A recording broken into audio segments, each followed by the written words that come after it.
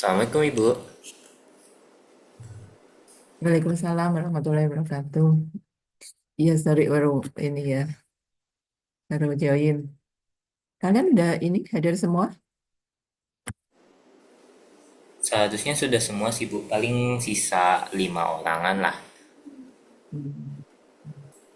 Oke, berarti ini melanjutkan presentasi yang kemarin ya. Sekarang berarti kelompok 11 ya.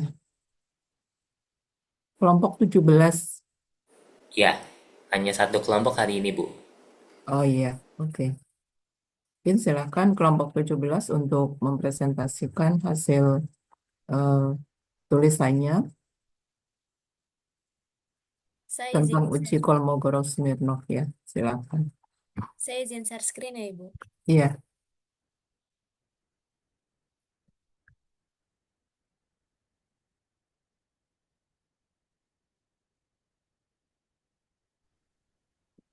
Oke, Assalamualaikum warahmatullahi wabarakatuh. Selamat sore Ibu Dr. Widianti Rahayu MSI dan teman-teman semua. Kami dari kelompok 17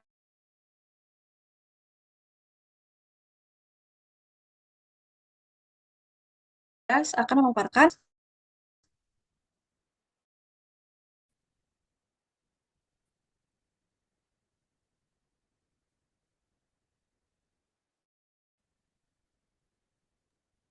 Suaranya putus-putus. sekarang masih putus-putus, Ibu. Enggak, silakan lanjutkan. Mungkin saya ini Ibu karena kalau on cam biasanya suka putus-putus. Oh gitu, ya udah. Ya, biar nggak putus-putus.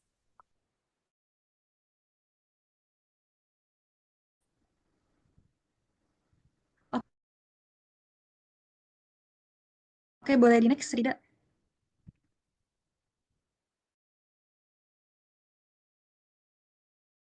Oke, untuk anggota kelompok kami ada saya sendirian di Rida Ratu Winaya dengan NIM Tertera. Boleh di next. Selanjutnya untuk pembahasan materi yang akan kita bahas, yang pertama itu ada uji normalitas, yang kedua ada uji Kolmogorov-Smirnov, yang ketiga ada kelebihan dan kekurangan, yang keempat ada tahapan pengujian, dan yang kelima ada contoh soal. Boleh di next. Oke, jadi sebelum masuk ke uji Kolmogorov-Smirnov itu sendiri, kita ingat lagi nih tentang uji normalitas. Jadi uji normalitas adalah sebuah uji yang dilakukan dengan tujuan untuk menilai sebaran data pada sebuah kelompok data atau variabel. Apakah sebaran data tersebut berdistribusi normal ataukah tidak?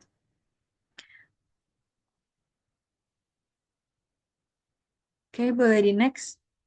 Nah, uji Kolmogorov-Smirnov ini, dia itu merupakan salah satu dari uji normalitas. Oke, kita masuk ke pendahuluannya. Uji Kolmogorov-Smirnov satu sampel digunakan untuk menguji kesesuaian antara distribusi suatu sampel dengan distribusi teoritis tertentu.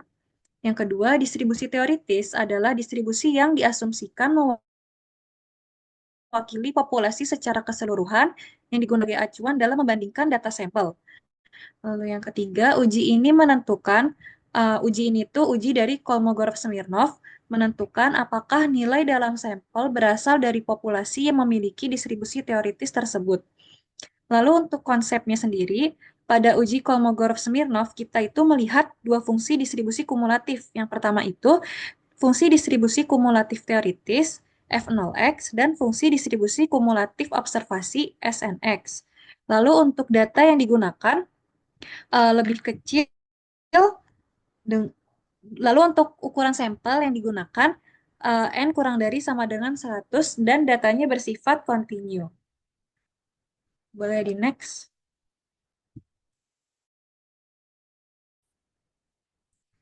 Lalu yang syarat atau asumsi dari uji Kolmogorov-Smirnov satu sampel. Yang pertama itu data berjenis interval atau rasio. Nah, contoh dari interval itu seperti suhu atau skor IQ. Lalu untuk rasio itu misalnya tinggi badan, berat badan, atau jumlah uang. Yang kedua, data tunggal atau data yang belum dikelompokkan ke dalam tabel distribusi frekuensi. Lalu yang ketiga, distribusi teoritis harus diketahui sebelumnya. Uji ini membandingkan data sampel dengan distribusi teoritis yang sudah ditentukan sebelumnya seperti distribusi normal. Dan yang terakhir, sampel yang digunakan harus bersifat independen.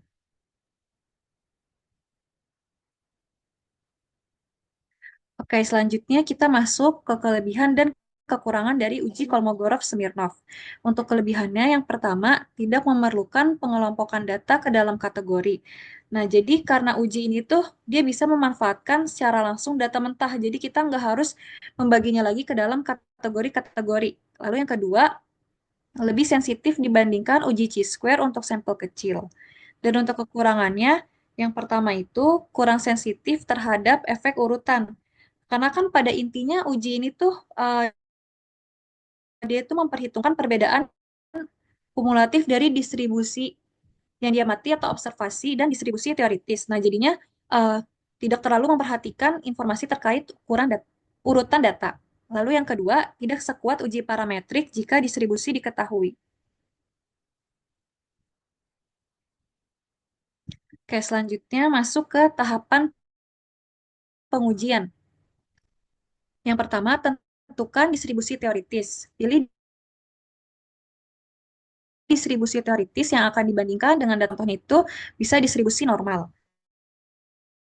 Lalu yang kedua, tentukan hipotesisnya. Nolnya, sampel berasal dari distribusi yang sama dengan distribusi teoritis, dan sampel tidak berasal dari distribusi yang diharapkan. Lalu yang ketiga, hitung distribusi kumulatif teoritis. F0x adalah distribusi kumulatif teoritis yang menunjukkan proporsi data yang diharapkan berada di bawah nilai tertentu. Yang keempat, hitung distribusi kumulatif.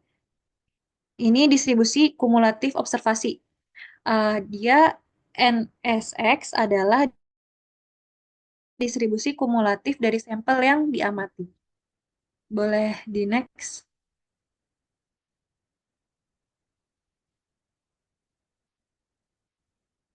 Boleh di next, Rida? Oke, udah. Yang kelima, kita uji statistik. Nah, menghitung nilai fungsi distribusi kumulatif observasi SNX dan fungsi distribusi kumulatif teoritis F0x. Nah, yang pertama itu bisa kita hitung F0x-nya dengan rumusnya peluang Z kurang dari X min U dibagi standar deviasi. Lalu kita bisa menghitung SNX-nya sama dengan K dibagi N, di mana K-nya merupakan jumlah observasi sampel yang kurang dari sama dengan X dan N-nya merupakan jumlah sampel.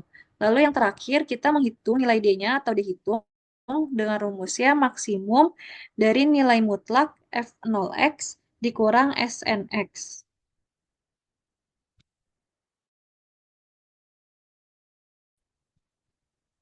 Yang keenam, wilayah kritis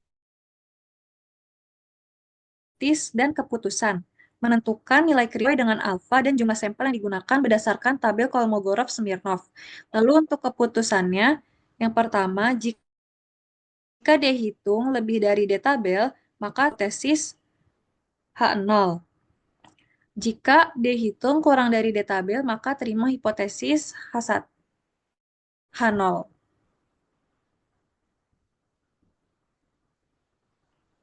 Oke, boleh di next. Oke, di sini ada interpretasi hasil uji Kolmogorov-Smirnov. Nah, jadi ketika N-nya itu lebih dari, kita bisa menghitungnya dengan rumus yang ada di sini. 1,36 dibagi akar N. Nah, rumusnya ini tuh didapetin dari mana sih? Nah, ini tuh ada dari tabel yang nanti kita ke slide selanjutnya. Nah, sebelum itu kita coba dulu nih. Di sini kan ada N-nya diketahui sama dengan 43 dengan alfanya itu atau taraf signifikansinya itu 0,05. Nah, buat tahu cara dia hitungnya itu berapa, kita bisa ke tabelnya. Boleh di next, Rida? Oke, tadi kan ketika datanya itu yang ada di sebelah kiri di sini, ini datanya lebih dari 35. Nah, Tadi diketahui taraf signifikansinya 0,05. Berarti kita perhatiin yang dari baris ke sini. Dan tadi itu ditanya kalau misal N-nya itu 45. Berarti kita rumusnya nanti 1,36 dibagi akar N. Boleh balik lagi ke slide sebelumnya?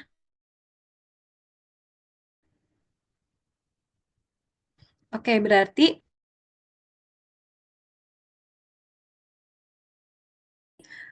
untuk dia hitung dengan alfanya sama dengan 0,05, itu 0,207. Boleh di next? Oke, jadi ketika kalau misal sebelumnya Rida.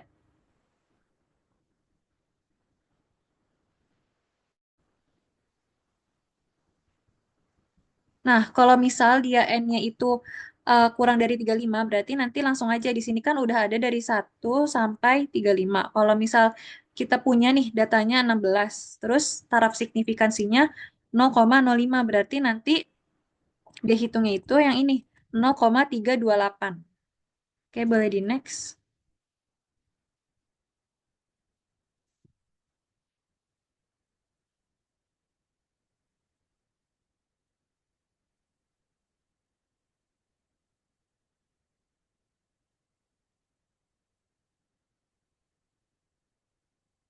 Oh iya, maaf sebelumnya itu bukan dihitung, tapi itu dia tabelnya. Oke, di sini juga nilai kritisnya ini sebenarnya sama aja kayak yang sebelumnya. Yang sebelumnya itu diambil dari buku dan yang ini itu diambil dari internet. Ini intinya sama aja, cuman di sini dia sedikit lebih lengkap. Oke, boleh di next.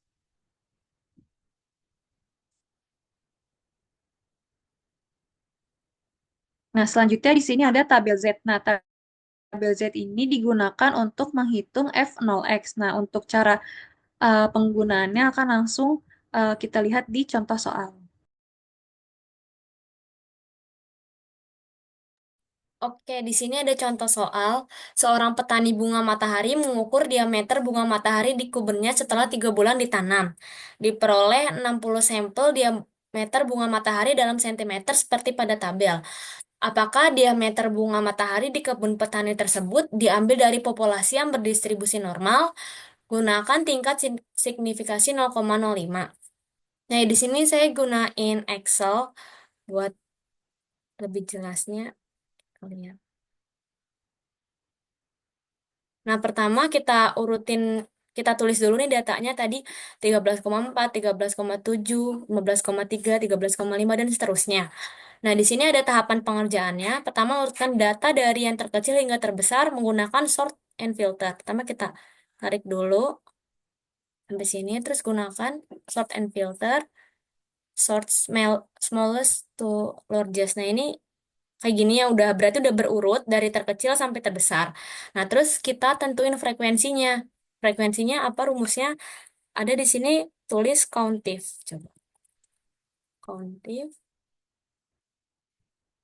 dari sini. Kita tarik ke bawah.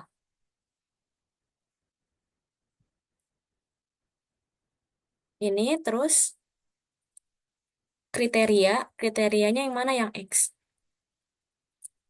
Nah, ini jangan lupa dikunci. Sorry, sorry.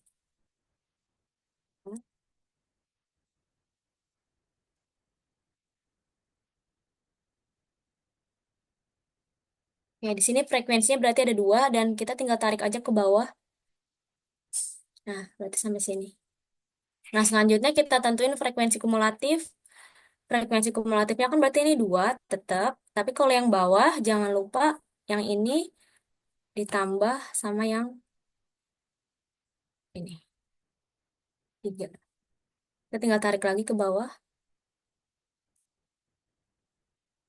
Ini udah ada 60 berarti emang benar ya data sampelnya ada 60. Selanjutnya kita tentuin SX. SX itu rumusnya frekuensi kumulatif dibagi sama N. N-nya tuh apa? 60 ya, yang ini. Kita kunci aja. 4.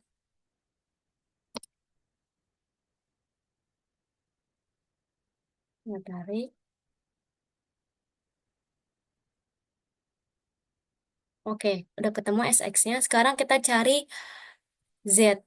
Z-nya itu buat apa? Buat cari fx. Nanti kita lihat dari tabel ya, atau boleh pakai Excel juga. Ini tuh maknanya peluang dari Z kurang dari ini, X min mu dibagi standar deviasi. Nah, ini boleh pakai rumus yang ini. Pertama kita tentuin dulu deh rata-ratanya.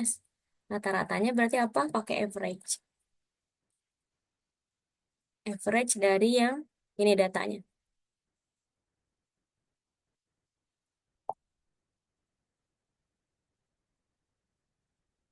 Selanjutnya kita tentuin standar deviasi. Ini pakai yang S karena kita sampel. Selanjutnya kita tarik lagi.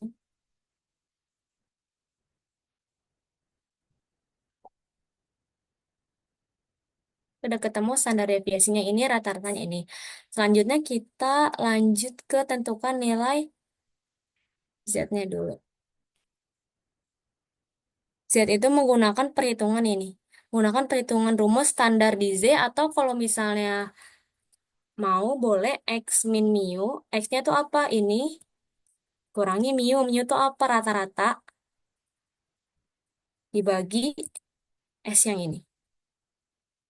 Kan kalau mu itu udah tetep ya.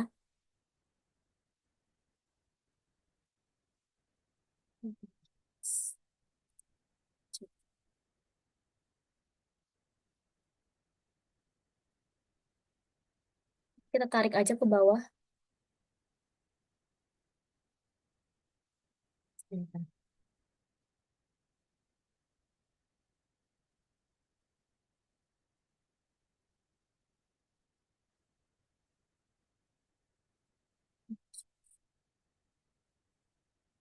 Ya, sebentar, kalau kita pakai yang standar di Z aja.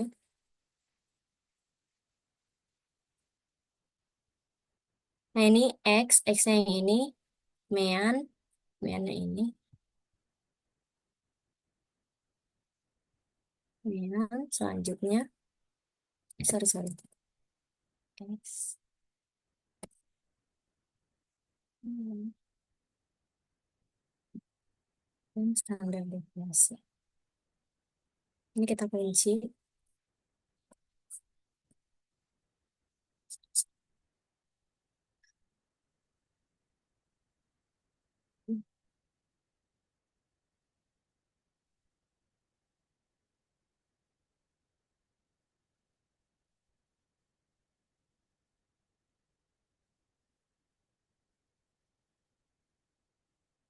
Selanjutnya kita tentuin fx. Fx-nya tuh dari peluang Z kurang dari ini. Kalau misalnya kita pakai rumus Excel, berarti 0,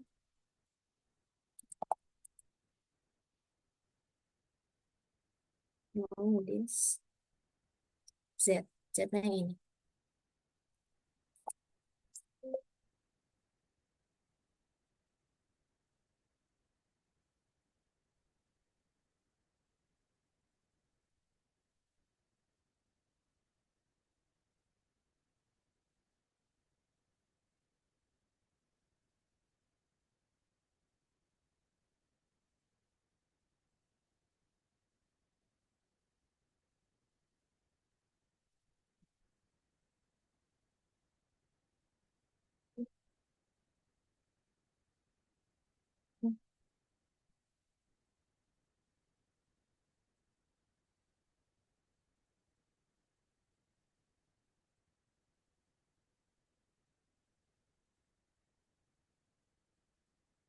Kita tinggal tarik ke bawah.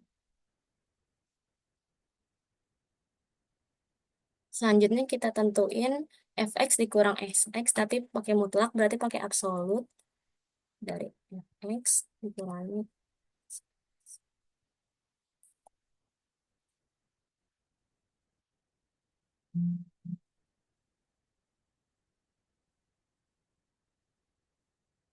Ini tinggal kita tarik ke bawah.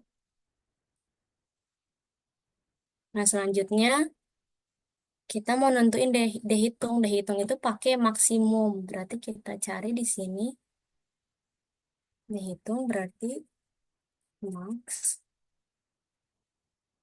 dari ini.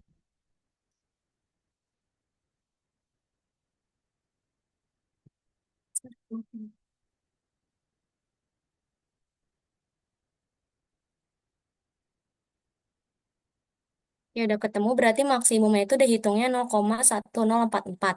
Sebenarnya ini juga bisa manual. Kalau misal kita cari fx itu peluang dari z kurang dari ini. Nah, coba kita lihat z-nya apa? Z-nya min 2,184.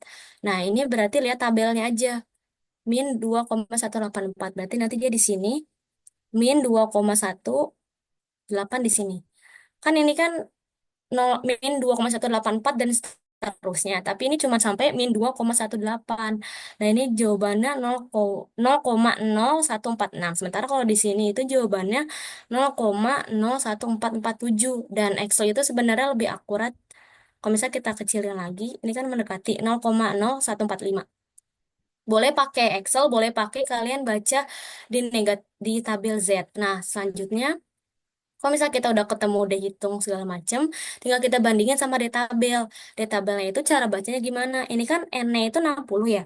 N-nya 60, N-nya 60 ini, 60 terus taraf signifikasinya itu 0,05. Coba kita lihat yang ini. 60 berarti yang ini. 0,172. Nah, kita tulis di sini detabelnya 0,172. Nah, selanjutnya cara ambil keputusannya, jika dihitung lebih dari detabel, maka dia tolak H0. Sementara jika dihitung kurang dari detabel, dia gagal tolak H0 atau terima H0. Nah, berarti coba kita tulis if dihitung kurang dari detabel,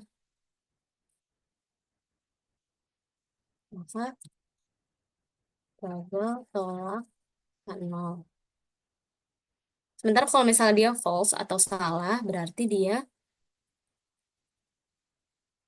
tolak H0. Nah, berarti dia gagal tolak nol, H0 yang berarti dia terima H0. Nah, artinya apa? Dengan tingkat signifikasi di 5% cukup bukti bahwa populasi diameter bunga matahari di kebun petani tersebut berdistribusi normal. Nah, untuk ini ada tahap-tahapannya dan kalau misalnya kalian mau lihat Excel-nya juga ini kalian tinggal klik dari PPT-nya langsung ke spreadsheet. Oke, ini dengan tingkat signifikasi 5% cukup bukti bahwa populasi diameter bawah matahari di kebun tersebut berdistribusi normal. Ini sorry maaf, ini berarti terima H0 ya. Oke, boleh dilanjut Leskia. Oke, selanjutnya dengan kasus yang sama dan data yang sama, kita menggunakan aplikasi SPSS. Tadi kan semua pakai Excel, nah sekarang kita pakai SPSS. Boleh di next, Rida? Oke, untuk langkah-langkahnya, yang pertama itu kita input datanya dari Microsoft Excel ke SPSS. Nah, nanti setelah di-input, tampilannya akan seperti ini. Jadi jadi untuk tampilan di data view-nya, di sini dia muncul, terus di sini ada eh, labelnya, ada diameter bunga. Nah, dan untuk variabel view-nya tampilannya seperti ini. Jadi nanti biasanya yang kita edit itu di namanya di sini. Kita isi jadi diameter, terus habis itu labelnya kita isi diameter bunga, dan kita pastiin di sini untuk datanya itu scale. Nah, selanjutnya kita klik Analyze. Dia ada di atas ini. Ya, boleh di zoom, Rida. Nah, kita klik Analyze. Dia ada di atas sini. Terus kita pilih di sini. Descriptive Statistik. Kita pilih Descriptive Statistik. Terus kita pilih Explore. Oke, boleh di next.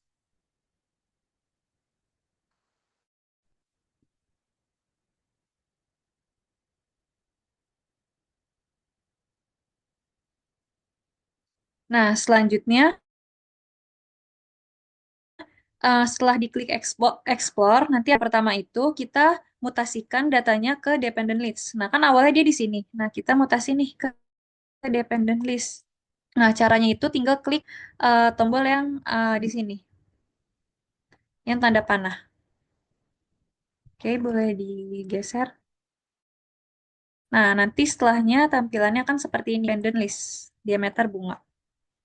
Boleh yang bawahnya, Rida?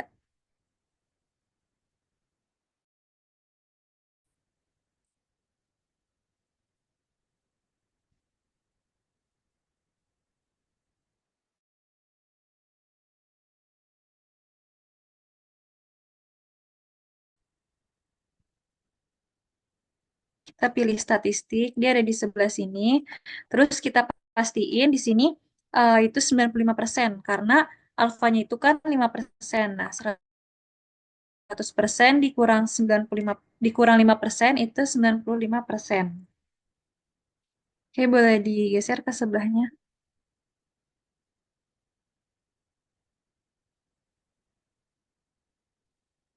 Nah, selanjutnya kita pilih plots, dia ada di bawah statistik. Nah, terus kita checklist yang stem and leaf, histogram, dan normality plot with test. Kita kan mau lihat uji normalitasnya ya. Nah, setelah kita checklist semua di sini, kita eh, kita pilih yang continue. Kita klik yang continue. Oke, boleh di next. Nah, setelah mengikuti langkah sebelumnya, nanti kan dia balik lagi nih ke tampilan yang kayak pas kita klik explore di awal. Nah, kita klik OK. Nah, nanti muncul outputnya seperti ini. Nah, kan banyak tuh ya, ada deskriptifnya, terus ada diameternya juga. Nah, tapi kita fokus ke yang boleh di bawahnya, Rida. Nah, di sini kan ada uji normalitasnya. Nah, di sini muncul nih ada dua uji, ada Kolmogorov-Smirnov dan Sapirowicz. Nah, ketika datanya itu lebih dari 50, maka Kolmogorov-Smirnov ini dia lebih akurat. Nah, tapi kalau misal datanya kurang dari 50, maka Sapirowicz ini lebih akurat. Nah, di sini untuk keputusannya, yang pertama kita lihat dulu nih dari yang signifikansinya. Tadi kan si taraf signifikansinya itu kan 0,05.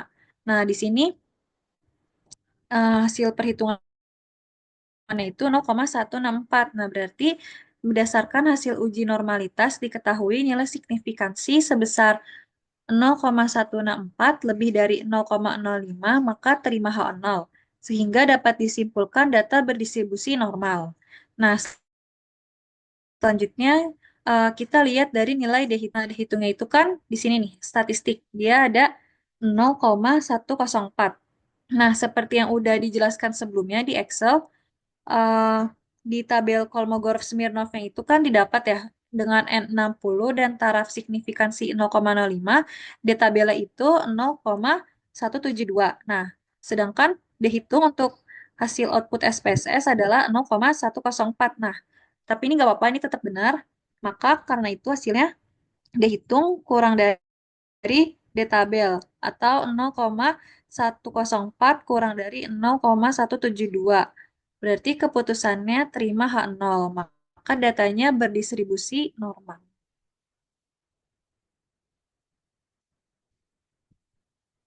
Oke, selanjutnya ini ada contoh soal yang kedua. Misalkan seorang mahasiswa semester 8 sedang menyusun tugas akhir dan baru saja mengumpulkan data sampel mengenai nilai ujian matematika kelas 6 SD sebanyak 16 siswa. Berikut data yang dikumpulkan oleh mahasiswa tersebut. Berikut akan digunakan pendekatan uji Kolmogorov-Smirnov untuk menentukan apakah data tersebut ditarik dari populasi yang berdistribusi normal atau tidak. Misalkan, tingkat signifikasi yang digunakan alfa adalah 5%. Nah, ini data fiktif ya. Nah, selanjutnya kita lanjut ke Excel. Nah, ini kita masukin dulu data-datanya. Sekarang kita tarik lagi. Kita gunanya untuk apa? Untuk diurutin. Smallest to largest. Kalau udah, nah ini sekarang kita tulis nih frekuensinya. Oke, countive lagi. Range. Range-nya berarti kita tarik ke bawah. Dan selanjutnya kriteria. Kriterianya yang X. Nah, ini range-nya itu kan selalu sama ya, makanya kita kunci. Oke, frekuensinya ada 1. Selanjutnya kita tarik ke bawah sampai sini. Oke, selanjutnya frekuensi kumulatif, berarti ini kan tetap 1 ya. Selanjutnya kalau yang ini, 1 ditambah 2. 3. Selanjutnya kita tinggal tarik aja ke bawah. Nah, ini kan benar ya, ada 16 sampelnya. Selanjutnya kita tentuin SX. SX itu berarti frekuensi kumulatif dibagi N. N-nya itu banyaknya data, ada 16 atau jumlah sampelnya. Nah, ini kan 16 selalu sama. Kita kunci lagi. Selesai. Selanjutnya tinggal kita tarik ke bawah.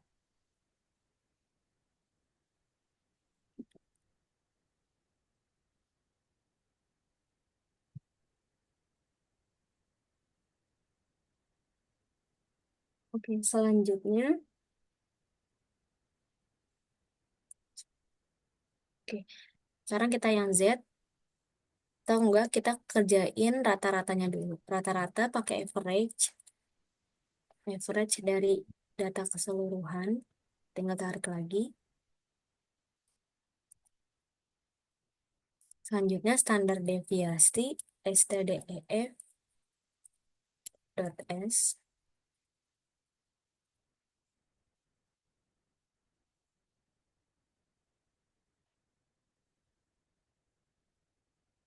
Selanjutnya Z-nya itu pakai max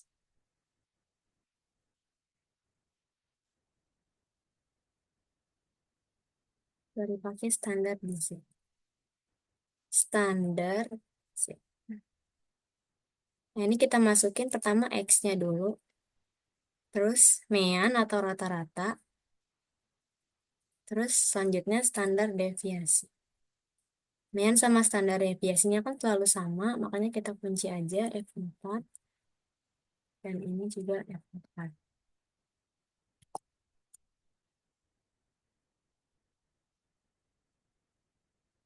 Kita tarik ke bawah.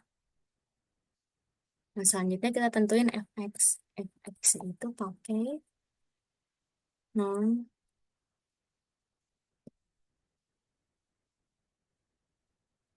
0,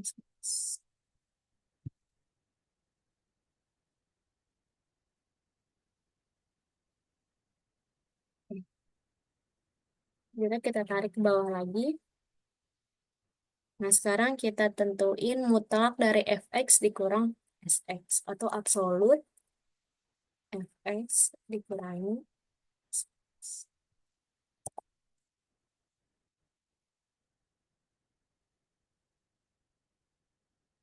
Nah, selanjutnya kita mau nentuin dehitung. Dehitungnya itu dari maksimum mutlak Fx dikurang Sx atau max dari ini. Itu udah ketemu 0,125 berarti dehitungnya. Nah, selanjutnya kita kalau misalnya mau hitung manual, Fx-nya itu berarti peluang dari Z kurang dari X min mu per standar deviasi. Kita lihat di sini, coba Z-nya itu min 1,83. Min 1,83. Min 1,83. Min 1,83. Yang ini. 1,183. Berarti ini 0,0336. 0,0336. Nah, ini juga sama. 0,03. Ini. Kalau misal kalian sebenarnya lebih akuratan Excel karena ini kan angkanya berulang-ulang terus. Kalau misalnya tabel itu kan cuman sampai 2 angka di belakang koma. Nah, ini juga cara baca tabelnya itu P kurang dari Z ya. P yang ini Z kurang dari ini. Kalau misalnya Z-nya lebih besar, berarti nanti 1 dikurangi hasil peluangnya. Oke, selanjutnya, di sini kita bisa lihat bahwa dehitung itu kurang dari B. dihitung kurang dari D tabel. Kalau misalnya dihitung kurang dari D tabel, berarti dia terima H0. Atau gagal tolak H0. Coba kita if dihitung kurang dari D tabel, atau gagal tolak H0. Kalau misalnya salah, berarti dia tolak H0. Ini gagal tolak H0 yang berarti terima H0. Yang maknanya dengan tingkat signifikasi 5%,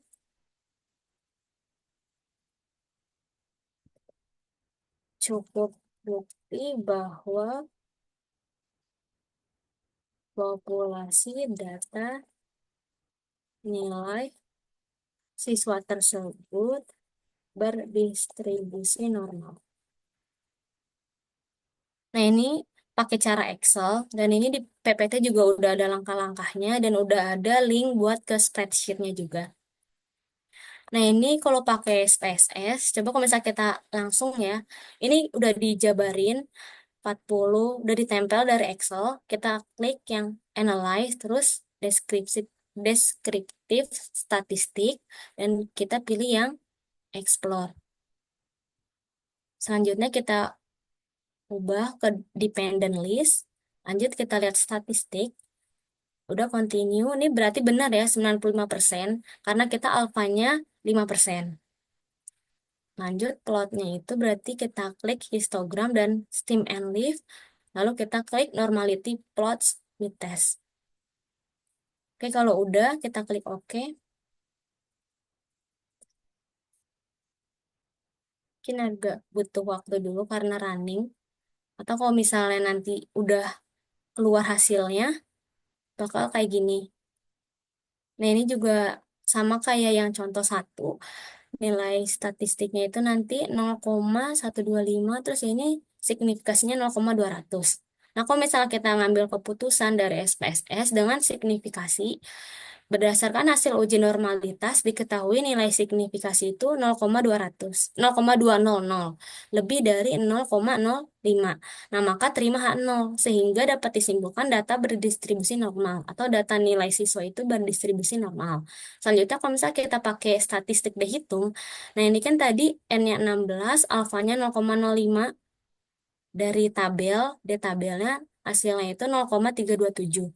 Selanjutnya kalau dihitung, itu kan 0,125 yang ini, 0,125, dihitungnya itu kan lebih kecil dari D tabel, maka terima H0, yang berarti data tersebut berdistribusi normal.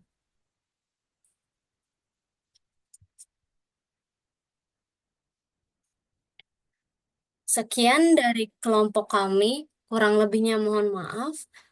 Apabila ada tambahan dari Bu Widya atau ada teman-teman yang ingin bertanya, diperbolehkan.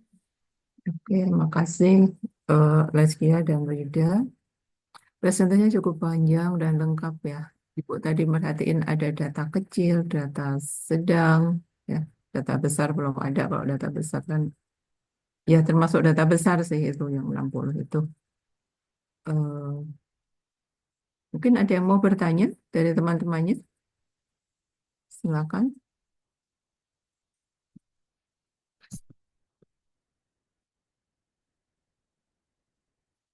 Hmm. Kemarin yang bertanya adalah Rafli Rabani dan Meita Puspitasari ya. Untuk yang sekarang, silakan yang bertanya. Atau udah nunggu maghrib ini ya, bersetengah 5, masih setengah Ada 5. yang raise hand, Bu? Ada 4, banyak, Bu, yang mau nanya ini. Mana ya? Oh iya, iya. Eh, Mungkin nggak kelihatan. Oke, silakan. oke, Siapa? di layar ada Dwi Agustina. Mungkin Dwi Agustina boleh disampaikan pertanyaannya. Ya, silakan. Oke, terima kasih kelompok. Izin bertanya. Kan di PPT tadi jelasin bahwa kalau uji Kolmogorov itu dilihat dari distribusi kumulatif teori sama distribusi kumulatif observasi ya. Nah, itu pertanyaannya bagaimana cara membedakan soal yang diketahui distribusi kumulatif teori atau distributif kumulatif observasi. Oke, Apakah jelas? jelas. Mungkin mau langsung kelompok jawab aja. Rida boleh slide-nya diarahin ke ini soal, contoh soal yang pertama mungkin, contoh soal pertama.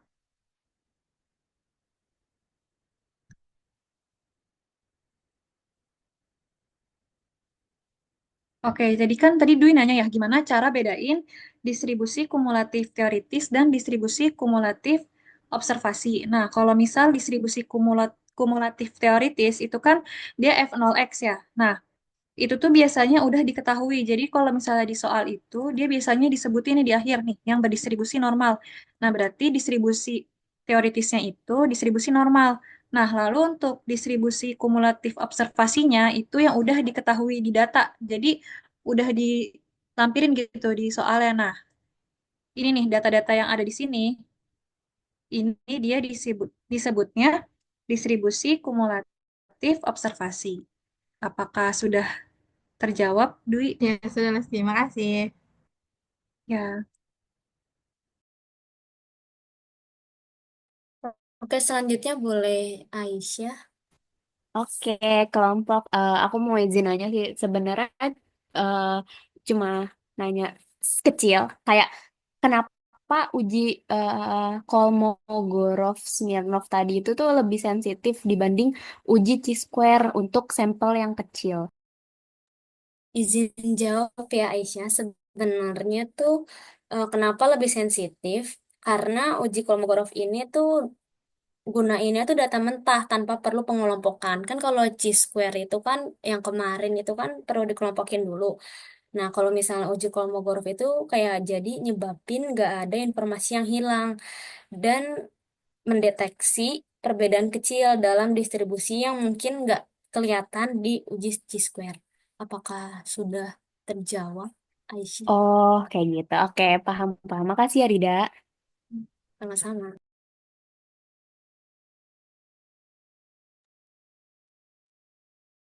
oke. Selanjutnya di layar ada Siti Fatimah Zahra. Zahra boleh disampaikan pertanyaannya? Oke, terima kasih kelompok. Izin bertanya, mengapa uji Kolmogorov-Smirnov ini sering digunakan untuk menguji normalitas data? Terima kasih.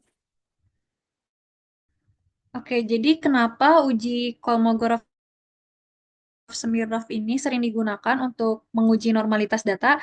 Nah, ada tiga alasan. Yang pertama itu karena dia itu cocok untuk ukuran sampel kecil. Dimana kan uji Kolmogorov Smirnov ini kan dia sensitif ya untuk n kurang dari sama dengan 100 dan datanya itu kontinu. Lalu yang kedua, dia ini nggak perlu pengelompokan. Jadi langsung bisa mengolah data mentah gitu. Jadinya lebih sederhana. Lalu yang ketiga, distribusi Kolmogorov Smirnov ini dia itu simpel untuk membandingkan secara langsung distribusi kumulatif observasi dan distribusi kumulatif teoritis. Apakah sudah terjawab, Zahra? Sudah terjawab. Terima kasih, Leski. Oke, Ya, selanjutnya mungkin yang terakhir kali ya, Latifa. Boleh diajukan pertanyaan. Iya, izin bertanya kelompok. Eh, kan yang saya tahu tuh uji Kolmogorov-Smirnov itu ada yang buat 2 sampel ya. Nah, itu apa perbedaannya antara uji yang 1 sampel dengan yang 2 sampel? Terima kasih. Oke, kan kalau kita tadi bahas tentang satu sampel ya. Sebenarnya kalau satu sampel itu buat nguji apakah distribusi sampel ini cocok enggak dengan distribusi teoritis tertentu. Misalnya kayak tadi distribusi normal atau mungkin nanti ada eksponensial. Kalau misalnya uji Kolmogorov yang 2 sampel, menurut kelompok itu untuk ngebandingin 2 sampel dan menentukan nih apakah dua-duanya ini berasal dari distribusi yang sama atau berbeda. Sepaham kelompok seperti itu. Apakah sudah terjawab, Latifa? Ini cukup terjawab kelompok. Terima kasih. Terima kasih kembali. Oke, ada 4 penanya, Dwi Agustina, Aisyah Ayu, Siti Fatimah, dan Latifa ya. Ada hal-hal yang harus diperjelas di sini, terutama untuk uji sampel kecil. Jadi tadi kelompok 17 sudah menjelaskan di awal itu uji untuk sampel besar, data kontinu. Nah, mungkin ini berangkat dari data besar, kemudian yang terakhir itu menjelaskan tentang data kecil. Namun ada, ya mungkin yang harus dibenarin ya, kalau data kecil itu kita juga mungkin kurang tepat kalau menggunakan uji normal ya, berdistribusi normal. Karena kita tahu pendekatan distribusi normal biasanya untuk data-data yang besar, terutama di atas 30. Ya, kita dari teori-teori statistika dasar atau StatMat ya. Di situ pendekatan distribusi suatu distribusi ke distribusi normal itu bisa untuk data-data yang jumlahnya besar. Jadi tadi contoh untuk data kecil, misalkan N-nya 16. Coba tadi datanya mana ya? Coba tampilkan lagi untuk yang N-nya kecil. Nah, tadi kan sudah dihitung ya frekuensinya. Misalkan nilai 40, 50, 60, 70, 80, 90, 100. Nah, ini berarti data sebesar 16 itu dikelompokkan menjadi berapa?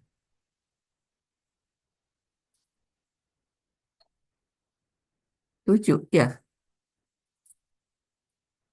Iya, Ibu 7. 7. Masing-masing frekuensinya berapa?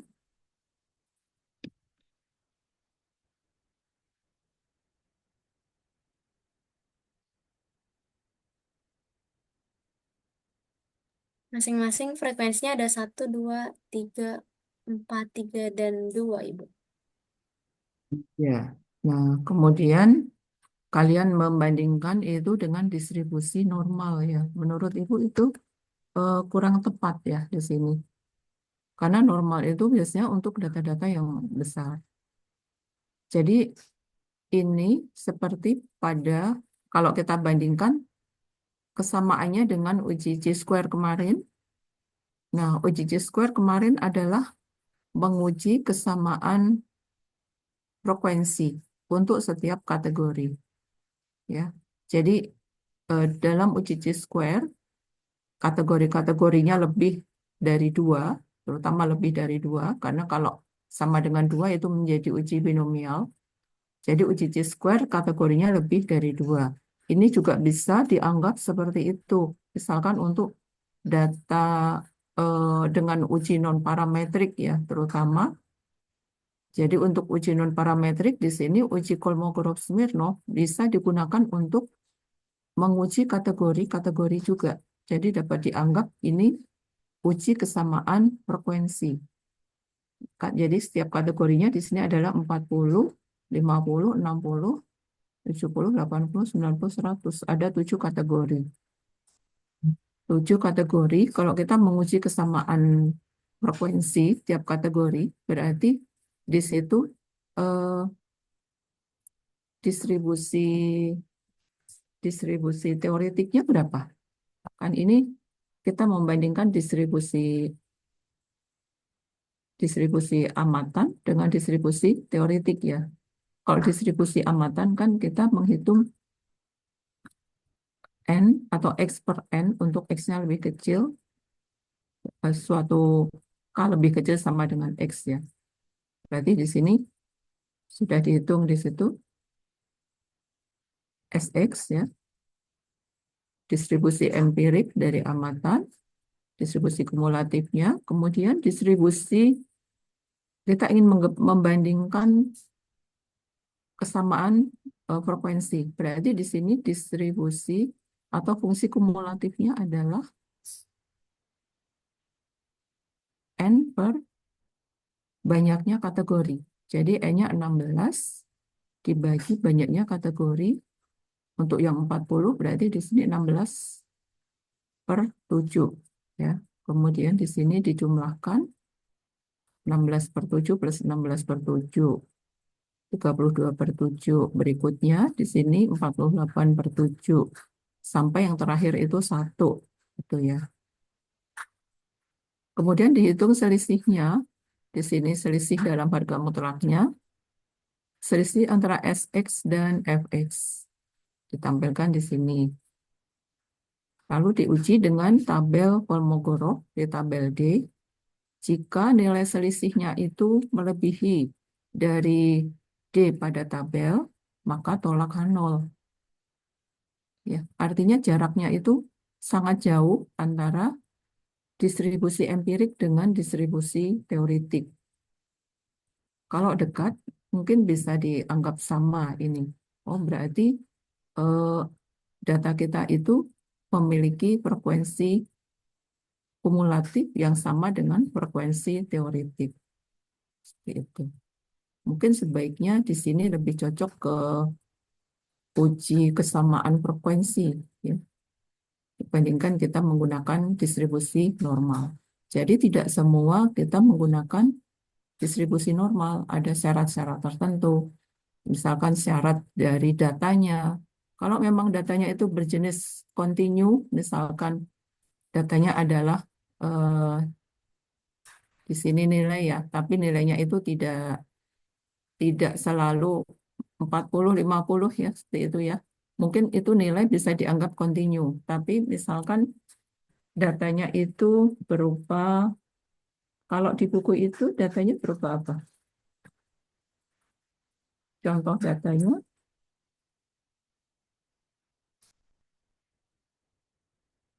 oh ya, contoh datanya itu foto ya.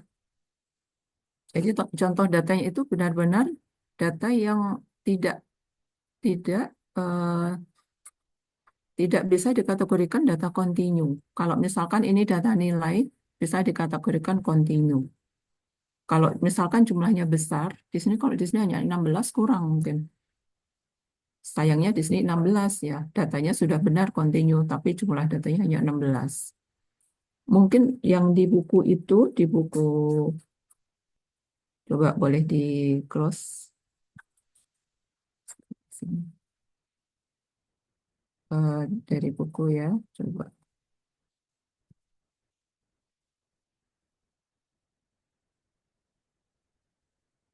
Kalau di buku ini datanya data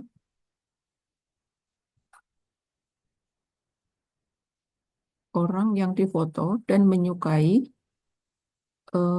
tingkat tingkat kecerahan foto.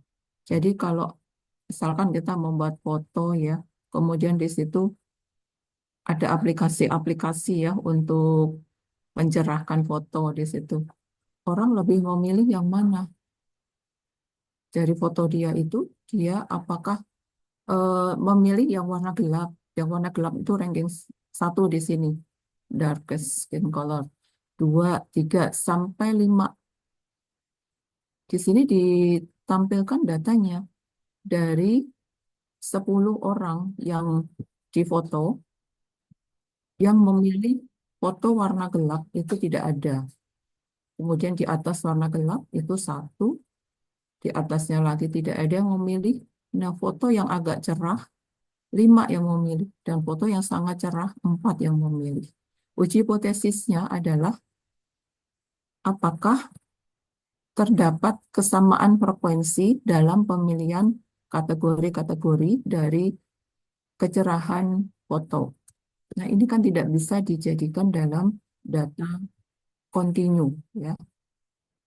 Kalau tadi diberikan contoh data kontinu, ini tidak bisa seperti itu. Tidak bisa dikonversi ke data kontinu dan tidak bisa menggunakan tabel distribusi normal karena jenis datanya memang bukan jenis data yang kontinu.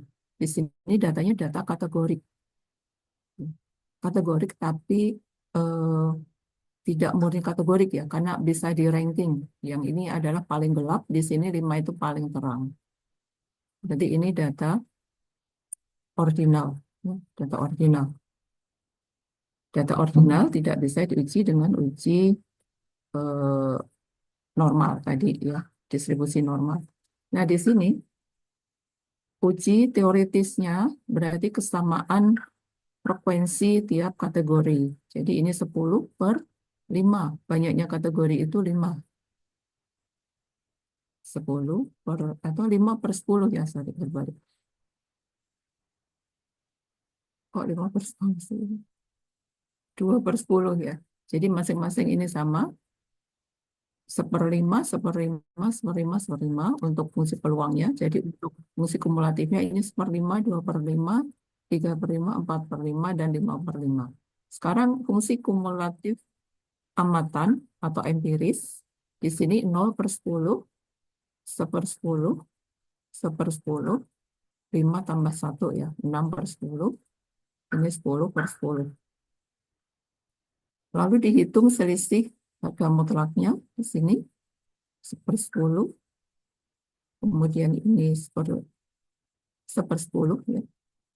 Kemudian ini 5 per 10, 3 per 10, 0. Nah, ini yang tertinggi adalah 5 per 10. Selisih tertinggi ini sebagai dihitung. Dihitung adalah maksimum selisih Fn min Fx.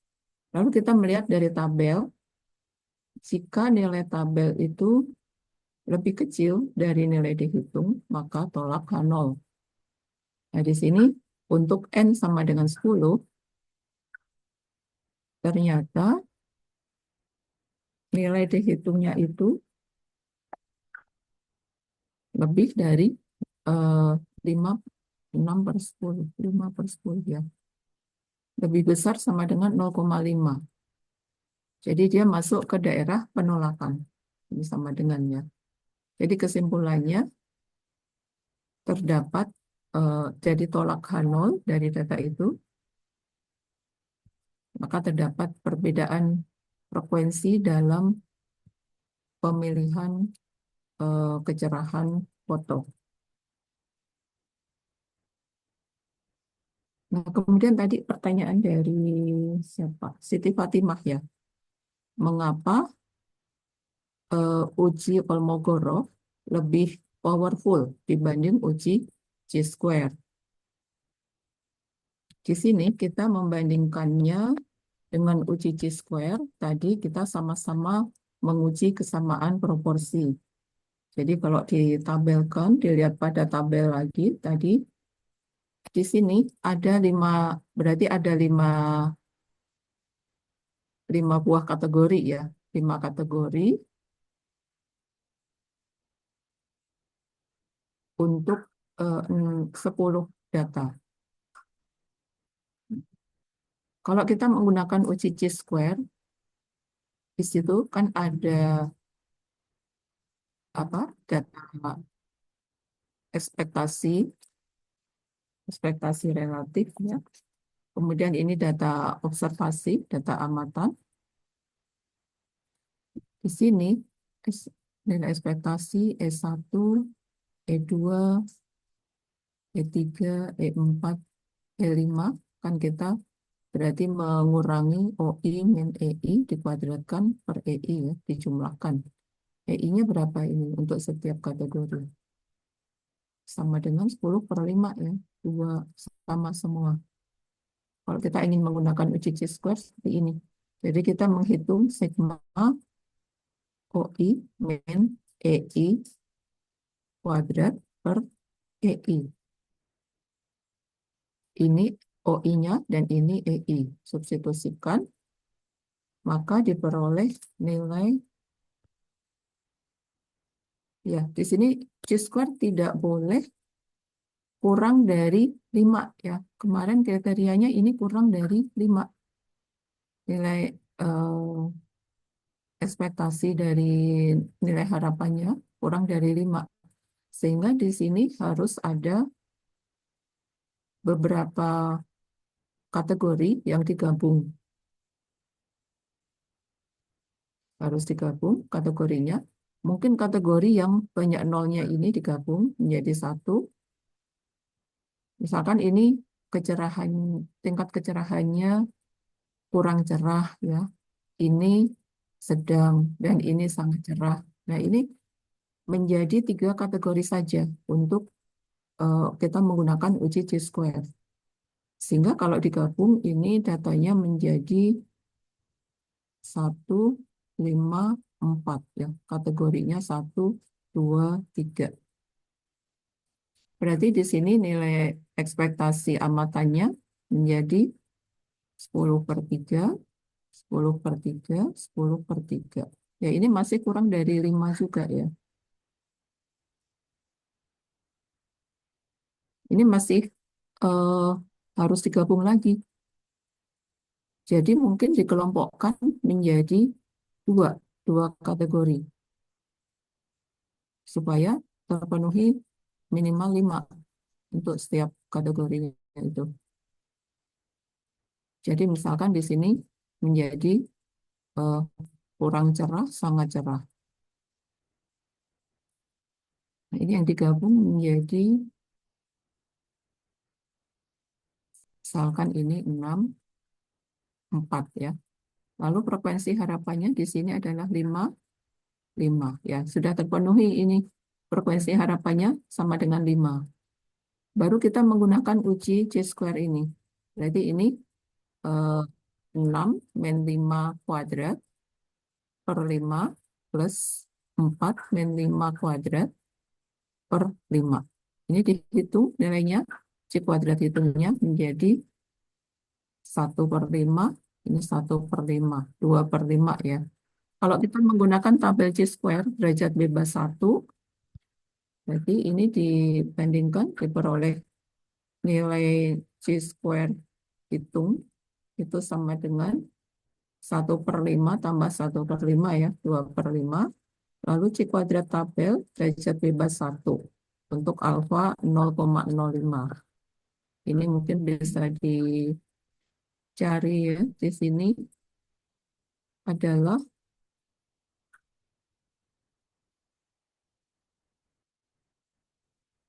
0,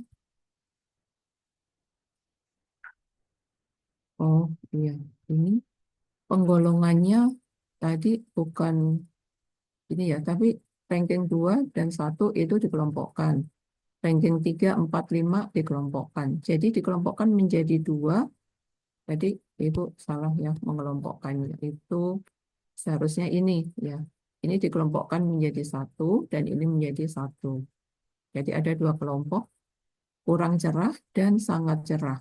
1 dan 9. Jadi entry-entry-nya. Nah, di sini 1 dan 9. Kemudian nilai harapannya masing-masing 10/2. Nah, 10/2 kan berarti C kuadrat hitung menjadi 1 min 5 kuadrat per 5 plus 9 min 5 kuadrat per 5. Jadi 16/5 plus 16/5 ya. 32/5. Ini sekitar 6,4 ya.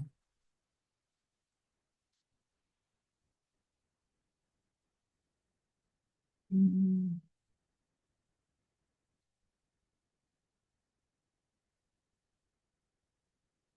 Ini di sini p-value-nya ya. Ini dicari p-value-nya antara 0,1 dan 0,05 tidak menolak H0.